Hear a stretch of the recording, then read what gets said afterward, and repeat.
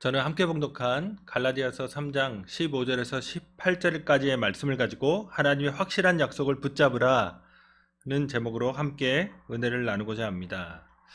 제 개인적으로는 사색을 하면서 가장 인간적인 것, 인간이라고 하는 게 도대체 무엇일까에 대해서 많이 생각합니다. 언어라든가 아니면은 종교적인 심성이라든가 아니면 사회 문화라든가 이런 조직이라든가 뭐 인간만의 독특한 특징들이 있습니다. 그럼에도 불구하고 성경이 가장 인간적이라고 지적하는 것이 뭘까요? 제 개인적으로는 그것이 인간이 죄를 짓는다는 겁니다. 그런데 역설적으로 인간이 죄를 짓는다고 하는 것이 어쩌면 하나님의 형상이라고 하는 것을 많은 면에서 반영합니다. 하나님이 인간을 하나님의 형상대로 지으시고 나서 어, 그 존귀함, 그 독특함을 부여해 주셨는데 그 특징 중에 하나가 자유의지입니다. 자유의지라고 하는 것은 자기가 되고 싶은 자기가 하고 싶은 것들을 자기가 스스로 결정할 수 있는 능력이죠. 그래서 심지어 인간은 하나님이 마련해 놓으신 그 완벽한 조건 아래서도 자신이 하나님을 거역하면서까지도 신적인 존재가 되기 위해서 범죄합니다. 그 얘기는 인간이 로봇이 아니란 얘기입니다. 하나님이 인간에게만 본능을 넘어설 수 있는 그 본능 그 이상을 추구할 수 있는 자유의지를 주신 겁니다. 그래서 또 인간의 특징이 하나가 여기서 이제 생각해 볼 수 있는 게 있죠. 그게 약속입니다.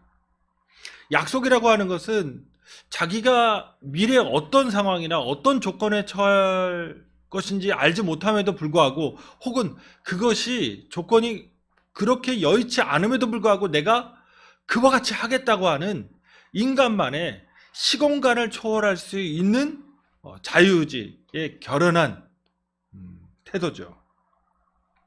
그래서 독일의 철학자 프리드리히 니체는 인간을 정의할 때 약속할 수 있는 동물이라고 정의했습니다. 인간이라고 하는 것은 도대체 뭘까? 약속할 수 있는, 그러니까 과거와 현재와 미래를 관통해서 일관성을 가질 수 있는, 그것을 자신의 자유의지를 통해 그 결단과 다짐을 통해서 의연하게 일관성을 드러낼 수 있는 존재라는 거죠. 그래서 인간 사회에 있어서 약속을 어기는 것, 배약이라고 하는 것에 대해서 상당한 정죄가 존재합니다. 예를 들어 단테의 신곡 같은 데 보면 지옥이 9층이거든요. 이게 그 그레이드가, 그러니까 등급이 크고 작은 범죄에 의해서 나뉩니다. 그래서 지옥 밑바닥 진짜 9층에 있는 거는, 근데 놀랍게 몇 명일 것 같으신가요? 단테 신곡엔 딱 3명입니다. 3명인데 누구냐면 예수님을 팔은 가룟 유다, 그 다음에 자기의 정치적인 아버지이자 스승이자 동료였던 율리우스 카이사르를 죽인 브루투스와 카시우스입니다. 그러니까 이 3명, 지옥 밑바닥에 있는 이 3명의 특징은 약속을 어기고 그 신의를 배반한 사람들이라는 겁니다. 근데 이제 이것이 인간의 특징이지만 또 하나 종교라고 하는 것, 우리가 믿는 기독교라고 하는 것, 신앙이라고 하는 것도 일종의 약속입니다.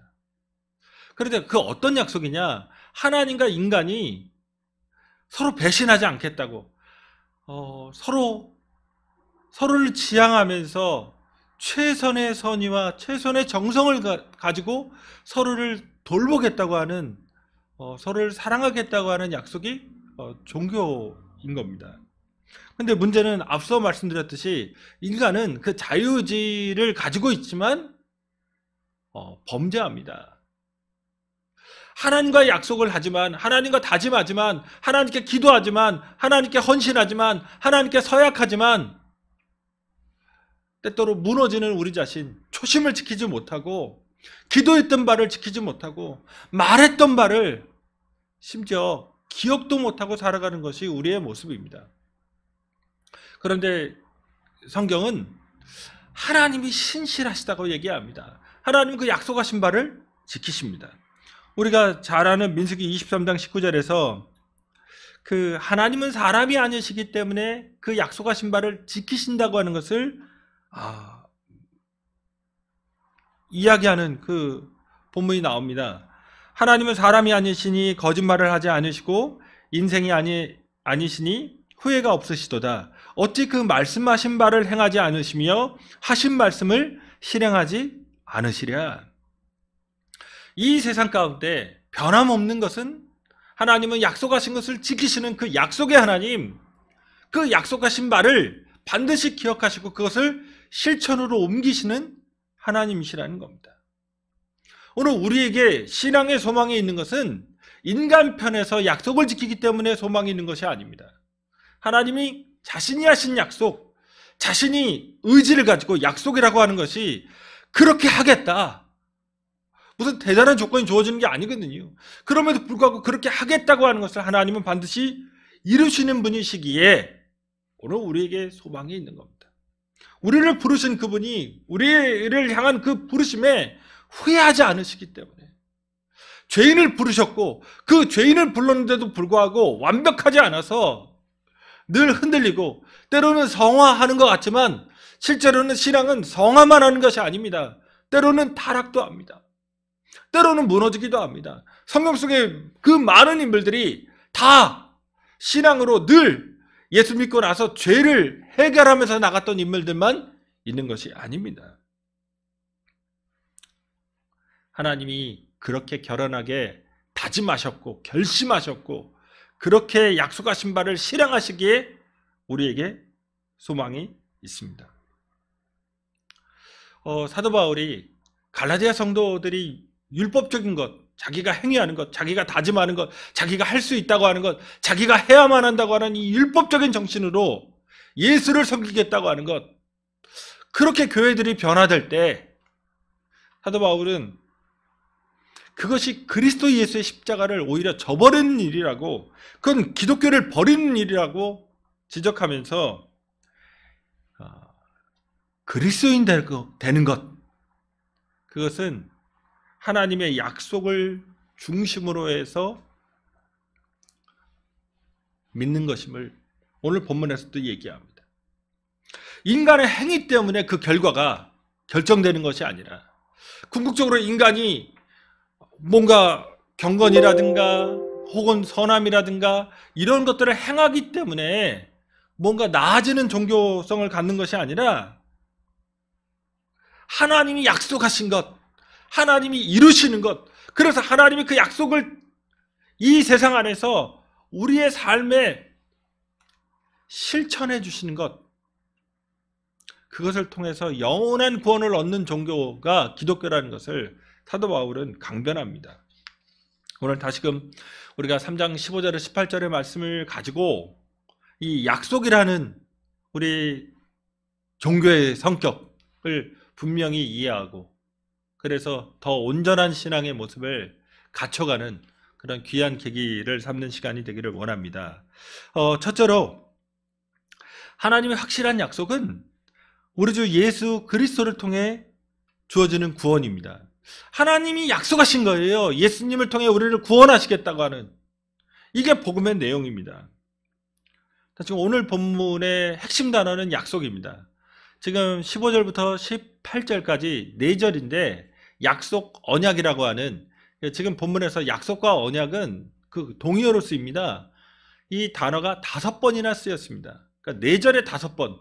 그러니까 여기에서 얘기하고 싶은 것은 우리가 믿는 신앙의 핵심이, 그런 성격이 약속이라는 거죠.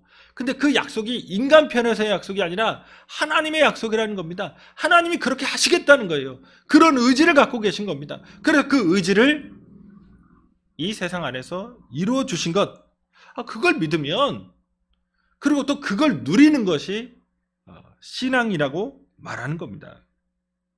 16절에서 사도 바울이 하나님이 아브라함에게 주신 그 약속과 관련해서 이야기를 하면서 이 약속들은 아브라함과 그 자손에게 말씀하신 것인데 라고 얘기합니다. 여기서 이 약속들은 이라고 하는 복수를 썼죠. 우리가 잘 아는 약속이 있습니다. 창세기 12장 2절에 3절에서 내가 너로 큰 민족을 이루고 내게 복을 주어 내 이름을 창대하게 하리니 너는 복이 될지라.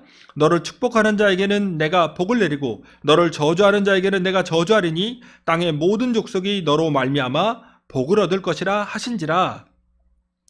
여기에서 하나님의 비전, 하나님의 의지, 하나님의 약속이 드러납니다. 그것은 하나님이 아브라함을 불러서 그에게 땅을 주시겠다는 것, 그 다음에 자손을 많게 해주시겠다는 것, 그 다음에 아브라함의 자손들의 하나님이 되어 주셔서 온 땅의 백성들이 하나님을 인정하게 만들어 주시겠다는 것이 약속입니다. 그리고 나서 창세기 13장, 그 다음에 17장, 24장에서 약속들이 나오는데 기본적인 건 이거를 조금 더 다른 표현을 쓴 거죠. 자손을 주시겠다는 것, 그 다음에 땅을 주시겠다는 것, 그들의 자손과 함께 있어서 하나님이 그들의 하나님이 되어 주시겠다는 것을 약속해 주셨습니다. 그런데 여기에서 이 약속과 관련해서 바울이 언급하면서 아주 중요한 게 있죠. 그게 뭐냐면 바울이 주목한 것은 그런데 그 약속을 실현하는, 성취하는 그 아브라함의 후손을 자손이라고 말합니다. 그러면서 여럿을 가리켜 그 자손들이라 하지 아니하시고 오직 하나를 가리켜 내 자손이라 하셨으니 곧 그리스도라고 얘기합니다. 아브라함의 자손들이 많아질 것을 예언하는 그런 약속들이었는데 사도 바울은 한 명의 자손을 얘기했다. 그리스도라고 못 박아 얘기합니다. 그 이유는 그 당시 이스라엘 백성들의 역사적 과정을 이제 기억하셔야 됩니다. 유대인이 많습니다. 로마 제국 안에 8%였어요. 엄청나게 많은 인구죠. 이 지구상의 인구의 한민족이 8%가 될까요? 안 되잖아요. 그러니까 로마 제국 안에서 유대인의 인구는 상당히 많았습니다. 그럼에도 불구하고 그들은 식민지 백성이었고 가난한 나라였고 삼류국가였고 영토도 지극히 작았습니다. 강대국의 면모도 보인 적이 없고 무슨 대단한 인류사에 기여를 한 적도 없습니다. 오히려 다른 민족들 밑에 깔려서 신음하고 고통당하고 죽고 흩어진 비극적인 역사만이 쌓여있는 그런 삼류민족이었죠. 그래서 이스라엘 사람들은 당대에 이런 후손, 자손 이런 약속을 메시아와 결부해서 생각했습니다. 우리는 글렀고 우리는 아니고 하나님이 메시아를 보내주셔서 그 후손, 그를 통해서 우리에게 이 약속을 실현해 주신다고 하는 것이 그들의 신앙이었습니다. 사도 바울은 그런 신앙을 이어받아서 오늘 그 아브라함의 후손, 이 하나님의 찬란한 약속들을 실현해 주실 분이 그리스도라고 하는 것을 말씀하신 거죠. 그런데 신약 성경에서 이 약속은 물리적이고 그런 세속적인 복이 아니에요. 우리가 잘 아는 마태복음 5장 8절에서도 온유한 자는 복이 있나니 그들이 땅을 기업으로 받을 것이며, 이 땅의 약속이 나옵니다. 땅을 기업으로 받는다. 그런데 우리가 잘 아는 이 땅은 천국을 얘기하는 겁니다. 그러니까 아브라함에게 주신 약속의 궁극적인 성취는 팔레스타인 땅에 거대한 강대국을 건설하고 그를 세계를 지배하고 이런 나라를 꿈꾼 게 아니라 그리스도를 통해서 하나님의 나라, 하나님이 다스려 주시는 그 나라의 모습을 드러내는 것, 그것이 하나님의 약속의 실현으로 그렇게 기독교는 믿은 겁니다. 그리고 하나님이 약속하신 구세주는 바로 십자가에서 우리를 위해 몸짓고 피 흘리신 예수 그리스도밖에 없다고 하는 것이 기독교의 선포의 내용이죠. 다시금 아브라함에게 하신 그 약속, 예수 그리스도를 통해 이 땅을 구원하시겠다는 그 약속, 그것이 하나님의 의지라는 겁니다. 하나님의 뜻이라는 겁니다. 하나님의 계획이라는 겁니다. 하나님이 작정하신 바 라는 것, 그것을 얘기하고 싶은 겁니다. 그럼으로써 이 하나님의 신실하심을 통해서, 하나님의 약속을 통해서 우리가 구원받은 것이지, 인간의 행위나 인간의 도덕이나 인간 편에서의 다짐과 인간 편에서의 행위로 구원받은 것이 아니란 얘기입니다. 우리를 향한 그 약속을 이루어주시기 위해 그 아들 예수 그리스도를 보내주신 하나님을 기억해야 됩니다. 우리 죄인일 수밖에 없는, 그 자유의지를 잘못 사용할 수밖에 없는 우리, 예수 믿지만 우리의 생각으로나 우리의 말로나 우리의 행동으로나 우리의 본성으로나 하나님의 영광을 위해 살아가기보다는 이 세상적인 것에 급급해서 살아가는 우리를 위해서 그 아들을 신실하게 아끼지 않으시고 그 약속하신 대로 이 땅에 보내시고 십자가 위에서 죽게 하시기까지 우리를 향한 그 약속을 이루신 하나님, 그것을 믿는 것이 우리의 신앙입니다. 오늘 우리가 지금도 의지하고 이 믿음 가운데 바라봐야 될 것은 이 신실하신 하나님, 우리를 향한 그 구원의 약속을 어김없이 이루어주시는 하나님, 성령을 약속하신 그분이 성령을 부어주셔서 우리에게 믿음을 새롭게 하고 계신 그 하나님을 바라보는 것, 그것이 신실한 신앙입니다. 그것이 온전한 신앙입니다. 두 번째로, 하나님의 약속 이후에 주어진 율법은 약속을 대체하거나 폐하지 못합니다. 15절과 17절에서 사도 바울은 사람의 예대로 말하노니, 15절에 이렇게 시작하죠. 이게 우리식 표현대로하면, 시쳇말로 얘기하면 이런 표현입니다.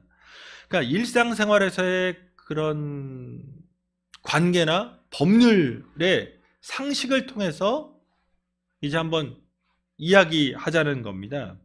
그러면서 약속과 언약이라고 하는 그 복음의 성격을 변호하는데, 논리는 간단합니다. 선후관계입니다. 특별히 상속법인데요, 여기서 얘기하는 것은 상속을 하기로 작정을 하고 문서에다 기록하는 겁니다. 그것을 그리고 확정해가지고 도장도 찍고 인봉도 합니다. 그 다음에는 그 어떤 조건이 추후적으로 발생하든지 어떤 사람이 나타나든지 간에 그 상속의 조건을 무효할 수 없다는 겁니다. 그래서 15절에서 정하다, 폐하다, 더하다가 나와요. 일단 결정했으면 그거를 무효하거나 폐하거나 추가적 조항을 삽입할 수 없다는 얘기입니다. 이게 오늘날의 법률에도 상식이죠. 그렇게 하기로 했고 결단해서 그 도장을 찍었고 다 공증을 했으면 더 이상 무효화시킬 수 없고 추가적으로 변경시킬 수 없다는 얘기입니다. 이후에 어떤 일이 벌어도 거기에 영향을 받지 않는다, 이런 법률 상식을 가지고 사도 바울이 얘기하기를 시작한 겁니다. 그러면서 진짜로 하고 싶었던 얘기는 뭐냐? 17절입니다.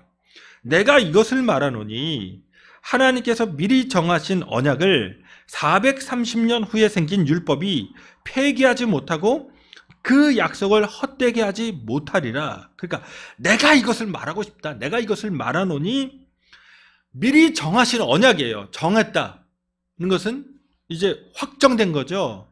이거는 430년 후에 나온 율법이 폐기하지 못한다라고 말하는 겁니다. 선후관계가 약속과 율법 사이에 성립되어 있다는 얘기입니다. 논리적인 것뿐만 아니라 사도 바울의 그 갈라디아 성도와의 그런 관계에서도 이거는 이제 성립이 됩니다. 사도 바울이 갈라디아 교회 성도들에게 복음을 전할 때 예수 그리스도께서 십자가에 못 박히신 것을 그러니까 그림 그리듯이 분명하게 얘기했습니다. 하나님의 약속이시고 하나님이 약속하신 그대로 그 아들을 보내서 십자가에서 대속의 죽음을 죽으셔서 우리가 그것을 믿음으로 말미암아 구원을 받는다. 인간 편에서는 죄인이고 갈라디아 사람들은 이방인이고 이방인에서 율법도 없고 하나님의 뜻대로 살아오지도 않았지만 예수님께서 그들을 위해서 십자가에서 죽으셔서 아무런 조건 없이 하나님의 백성들의 은혜를 주셨다는 것, 하나님의 그 약속, 그 하나님의 의지, 하나님의 그 사랑의 뜻, 그것을 받아들이면 된다고 하는 것, 그런 복음을 사도 바울이 전했습니다. 그런데 갈라디아 성도들이 그 십수년 후에 한참이나 흘렀는데 율법을 지켜야만 온전한 그리스도인 된다, 율법으로 특히 할례를 받고 절기를 지키고 안식일을 지키고 음식법을 준수해야만 온전한 그리스도인 되는 거고 그리스도 예수의 십자가 은혜를 덧입을 수 있다, 영원한 구원을 그렇게 체험하는 거다 라고 하는 유대주의자들에게 넘어가죠. 선후관계, 은혜로 구원받았고 약속의 그런 복음으로 구원받았는데 이제는 인간의 행위, 인간의 다짐, 인간의 노력이 결부되어야 된다고 말하는 겁니다. 이렇게 되면 결국에는 십자가 부활이 우리를 구원하는 게 아니라, 예수가 우리를 구원하는 것이 아니라 내가 구원하는 겁니다. 내가 뭔가를 했으니까, 내가 뭔가를 실행하고 있으니까, 내가 뭔가 이런 공로를 했으니까. 지금 이런 신앙이 잘못됐다고 사도 바울은 강력하게 규탄했습니다. 오늘 우리가 예수 믿고 나서 우리의 신앙을 어떻게 구성하는지를 잘 생각해야 됩니다. 전에도 말씀드렸지만 처음에 예수 믿을 때는 다 은혜입니다. 우리 집 교회도 다니지 않았는데 뭐 굿도 해보고 제사도 지내고 절에도 가고 나도 비도덕적으로 살고 내 마음대로 욕망대로 살다가 교회라는 곳을 다녔는데 거기에서 하나님이 날 사랑하신다고 하는 건 이 부족한 나, 죄 지은 나, 공로도 없는 나, 아무것도 아닌 나, 오히려 영벌에 처해야 되고 하나님의 원수였고 하나님의 뜻을 어기며 살아왔던 나를 이렇게 사랑해 주신다는 것, 그리스도 예수의 그 십자가의 보혈로 사랑해 주신다고 하는 것이 감격스러웠습니다. 그런데 그 이후의 신앙은 마치 종교적 의무를 다해야만 온전한 신앙인 것처럼, 종교적인 어떤 경건행위를 빼곡히 알랄이 채워야만 신실한 성도인 것처럼 그런 율법주의가 우리 안에, 특히 한국교회는 그런 것들이 너무나 많이 자리 잡고 있습니다. 정결한 생활을 해야 된다는 그게 맞는 거죠. 그럼에도 불구하고 그게 안 될 때 하나님 앞에 나와서 처음에는 울면서 매달립니다. 잘못했다고 회개합니다.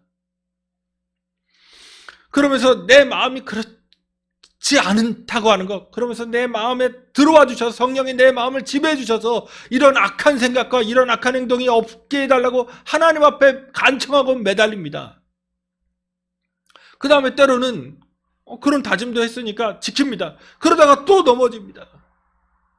그러면 지킬 때는 그래도 성령이 역사하시는 것 같고, 지킬 때는 내가 뭔가 하나님 앞에 온전한 것 같고, 지킬 때는 뭔가 하나님 앞에 대단한 그런 좋은 관계에 있는 것 같지만, 그렇지 못하면 또 나를 탓하고 내 신앙이 바닥을 치고 내가 정말 답답하고 내 자신이 한심스럽고, 그래서 내 자신 때문에 업다운돼요, 신앙이.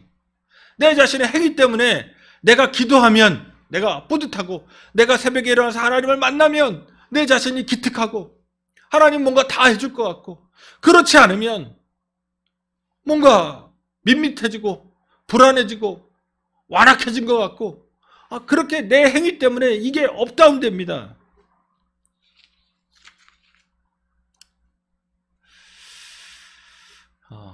그런데 다시금 그런 행위가 우리를 의롭게 했을까요? 그런 행위들이 우리의 삶을 온전하게 지탱해 주는 것이었을까요? 다시금 우리의 삶은 그리스도 예수께서 지켜주시는 것입니다. 우리의 신앙은 성령이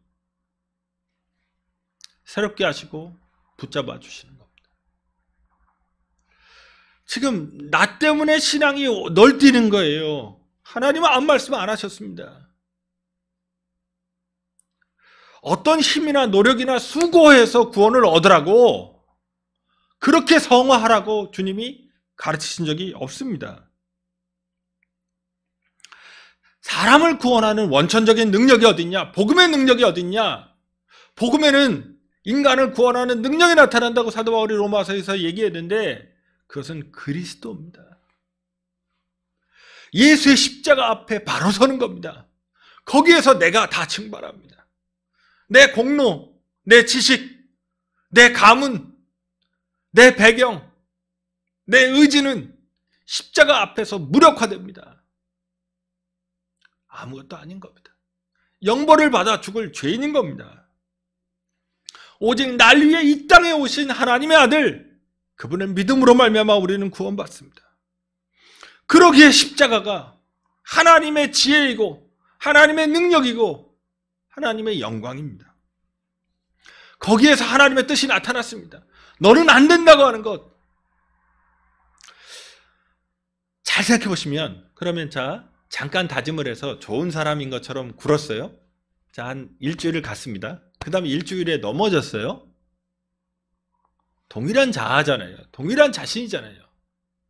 그러면 일주일 전에 지켰을 때의 나는 무엇이고 넘어졌을 때의 나는 무엇일까요? 똑같은 겁니다. 둘 다 내 안에 양면성을 갖고 있는 겁니다. 사도 바울이 얘기하듯이 죄를 바깥에서 찾은 것이 아니라 사도 바울은 안에서 찾았습니다. 우리가 그런 존재라는 걸 인정해야 됩니다. 하나님께 다짐도 하지만, 하나님께 결단도 하지만, 하나님께 약속도 드리지만 안 되는 겁니다. 그걸 십자가가 보여주는 겁니다. 그런 위선을 깨뜨리는 겁니다. 그런 연약함을 폭로하는 겁니다. 그런 할 수 없음을 명확하게 드러내는 것이 예수 그리스도의 십자가입니다. 다시금 우리가 처음부터 어떻게 구원받은 자임을 깨달으셔야 됩니다. 노력과 구원과 노력과 어떤 경건과 장점으로 약속으로 구원받은 게 아닙니다. 우리 자신의 약속으로. 하나님이 그 약속하신 바, 하나님이 다짐하신 바, 하나님이 예언하신 바, 하나님이 계획하신 바를 이 땅에서 그리스도를 통해 우리에게 드러내 주신 겁니다. 우리가 구원받고 나서 교회를 섬길 의무가 있습니다. 봉사도 해야 되고 예물도 드릴 의무가 있습니다. 그리고 하나님의 은혜에 따라 우리가 합당하게 살 그런 결단도 해야 됩니다. 그러나 다시금 우리가 구원받는 것, 우리가 신앙생활을 유지하는 것, 그것은 하나님의 은혜이고 하나님이 약속하신 것을 이루시기 때문에 가능합니다. 하나님의 약속이 없다면 우리의 믿음은 헛것이 됩니다. 시간을 들이고 수고를 들이고 발버둥을 쳐도 하나님이 약속하신 것이 없다면 헛수고인 거죠. 아브라함에게 주신 하나님의 약속들은 인간이 무엇인가를 행하고 무엇인가를 지켜서 경험한 게 아닙니다. 하나님의 무조건적인 약속입니다. 그것이 그리스도 예수를 통해서 우리에게 이루어졌다는 겁니다. 그것을 받아들여야 됩니다. 마지막 세 번째로, 하나님의 약속인 그리스도 예수를 믿는 사람은 그 약속 안에서 자신의 목, 자신의 유업을 받습니다. 이 약속에는 은혜와 축복이 있죠. 오늘 지금 갈라디아 교회 성도들이 약속보다는 율법을 앞세우려고 했습니다. 그랬더니 사도 바울이 그들을 꾸짖으면서 율법보다 약속이 우선한다는 원리를 가르쳐줬어요. 자, 이 단어는 기억하십시오. 율법보다 약속이 우선하는 원리입니다. 이게 신앙의 원리입니다. 그러면서 18절에서 만일 유업이 율법에서 난 것이면 약속에서 난 것이 아니리라. 그러나 하나님이 약속으로 말미암아 아브라함에게 주신 것이라 얘기합니다. 여기서 약속은 율법과 상관이 없음을 얘기합니다. 그러면서 유업이라는 단어를 갖고 나왔거든요. 이 유업이 상속재산이죠. 그러니까 어떤 이미지를 준 거냐면, 상속재산은 자기가 노력해서 받은 게 아닙니다. 자기가 수고해서 받은 게 아니에요. 그건 아버지가 혹은 선대의 조상이 남겨준 것을 그냥 무료로 거저 받았다는 것을 얘기합니다. 지금 유대인들이 율법을 지키자고 막 지켜야 된다고 유혹했던 그 유대인들도 아브라함의 자손 때문에 자기들이 구원받았다는 걸 자랑했습니다. 그런데 한번 생각해 보자는 거예요. 바울은 아브라함의 자손이기 때문에 받는 그 구원이 율법을 지켜서 받은 거냐? 아니죠. 태어나면서부터 그냥 아브라함의 자손이기 때문에 거저 받게 됐다는 거예요. 구원은 선물이지 행위에 의해서 받은 게 아니라는 겁니다. 그러니까 역으로 이런 얘기예요. 하나님이 약속하신 것을 그냥 그분이 그렇게 주시고자 그 무한한 은혜로 그 아들 예수 그리스도를 십자가에서 내어 주셔서 그 보혈로 그 살을 찢어서 우리를 구원하시는 그 은혜를 만약 인간이 율법의 행위로 일해서 얻고자 한다면 그러면 이제 임금을 받는 거죠.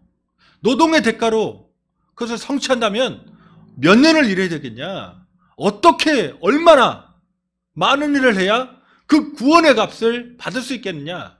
불가능이라는 겁니다.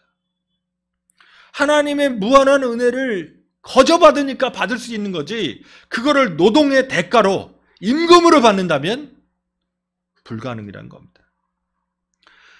오늘 본문에서 그러나 하나님이 약속으로 말미암아 아브라함에게 주신 것이라 얘기하면 구원은 약속으로 주시는 건데 여기서 주시다라는 단어가 카리조마입니다. 카리조마이는 값없이 주다예요. 여기 관련된 단어가 카리스가 은혜거든요. 카리조마이. 카리스 은혜? 카리조마이? 주시다. 값없이 주다입니다.